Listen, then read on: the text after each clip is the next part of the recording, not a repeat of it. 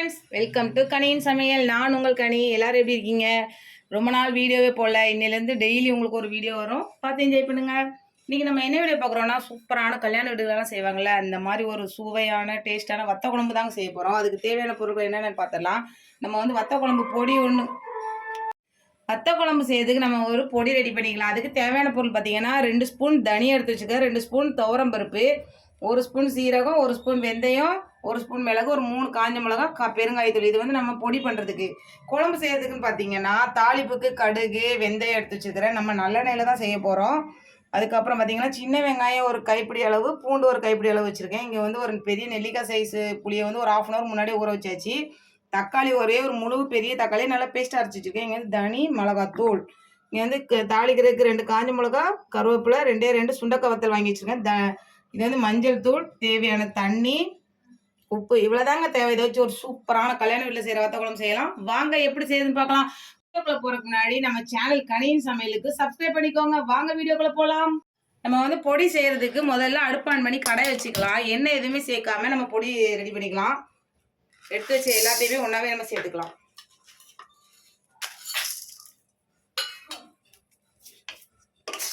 வெறும் வானிலையில தான் நம்ம போட்டு வரப்போம். இதில் வந்து எண்ணெய் எதுவுமே சேர்க்காதீங்க. கூட கொஞ்சோண்டு பெருங்காயத்தூள் சேர்த்துக்கலாம். சேர்த்து நல்லா ஸ்மெல் வர வரைக்கும் ஃப்ரை பண்ணி எடுத்துக்கோங்க.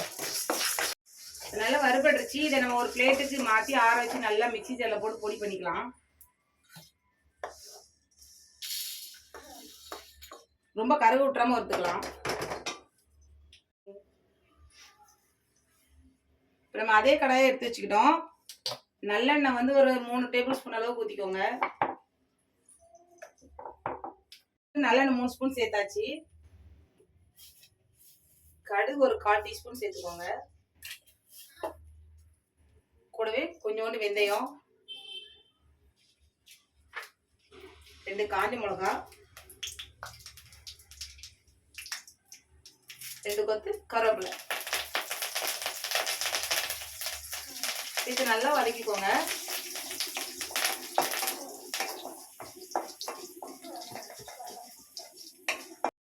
சின்ன வெங்காயத்தை நம்ம அப்படியே முழுசாவே சேர்த்துக்கலாம். ஒரு கைப்பிடி அளவு உரிச்சு வச்சுக்கலாம். பூண்டு ஒரு கைப்பிடி அளவு, அதையும் முழுசா சேர்த்துக்கோங்க.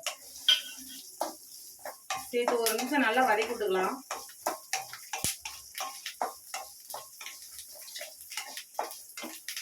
நல்லெண்ணெயோட ஸ்மெல் அப்படியே சூப்பராக இருக்குது. நம்ம வத்த குழம்புனாலே நல்லெண்ணெய் சேர்க்கும் போது அதோட டேஸ்ட்டு, ஸ்மெல் எல்லாமே அட்டகாசமாக இருக்கும்.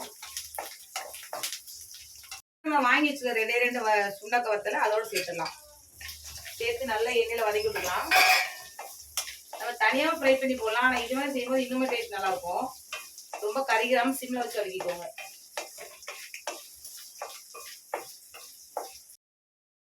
நம்ம நல்லா ஆறிடுச்சு. நல்லா பவுடராக அரைச்சிட்டு வந்துடலாம். குறன்னு அரைக்கக்கூடாது. நல்லா நைஸாக பவுடர் மாதிரி நம்ம அரைச்சிக்கணும். பாருங்க, ரெடி ஆயிடுச்சு இந்த பவுடர். நான் வந்து ஒரு தக்காளி பேஸ்ட் பண்ணி வச்சுருக்கேன்னா அதை சேர்த்துக்கிறேன்.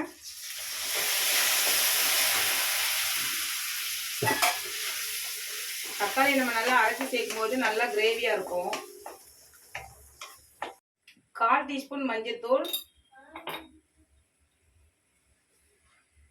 1 டீஸ்பூன் தனி மிளகாத்தூள், கொஞ்சமா பெருங்காயம் சேர்த்து நல்லா எண்ணெயில் வதக்கி விட்டுக்கோங்க. லெமன் சைஸ் புளி வந்து ஊற வச்சோம்ல, அதை நம்ம சேர்த்துக்கலாம்.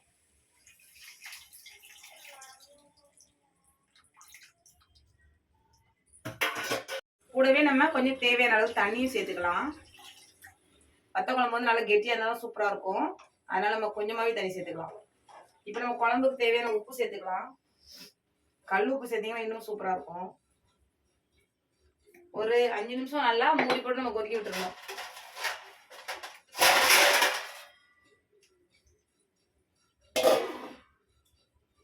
குழம்பு பாருங்க நல்லா கொதிச்சு வந்தாச்சு. இப்போ நம்ம பொடி பண்ணி வச்சுக்கோம்ல வத்த குழம்பு பொடி, அதை நம்ம சேர்த்துக்கணும். நான் வந்து ஒரு 3 ஸ்பூன் அளவு சேர்த்துக்கிறேன்.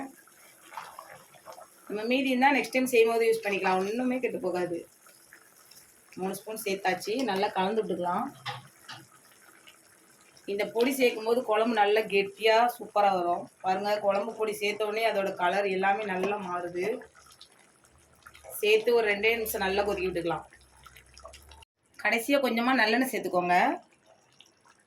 அப்படியே எண்ணெய் நல்லா மிதந்து வரும்போது தான் அந்த வத்த குழம்பு சூப்பராக இருக்கும்.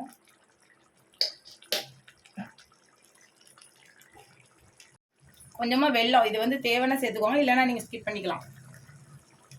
பாருங்கள் வத்த குழம்பு நல்லா சுண்டி சூப்பராக வந்துச்சு. கடைசியில் கொஞ்சமாக கருவேப்பிலை இலைகளை நம்ம இந்த மாதிரி கிள்ளி போட்டுக்கலாம். அவ்வளோதாங்க, சூப்பரான கல்யாண வீடுகளில் செய்யக்கூடிய வத்த குழம்பு சூப்பராக தயாராகிடுச்சு. பாருங்கள் நல்லா கெட்டியாக எண்ணெயெல்லாம் பிரிஞ்சு வந்துச்சு. நம்ம இதை இன்னொரு பாத்திரத்துக்கு மாற்றிக்கலாம்.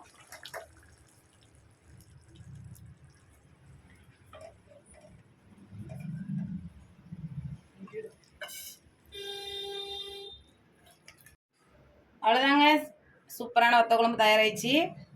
மறக்காமல் நம்ம சேனலை சப்ஸ்கிரைப் பண்ணிக்கோங்க. நாளைக்கு இன்னொரு சூப்பரான வீடியோவில் சந்திக்கலாம். பாய்.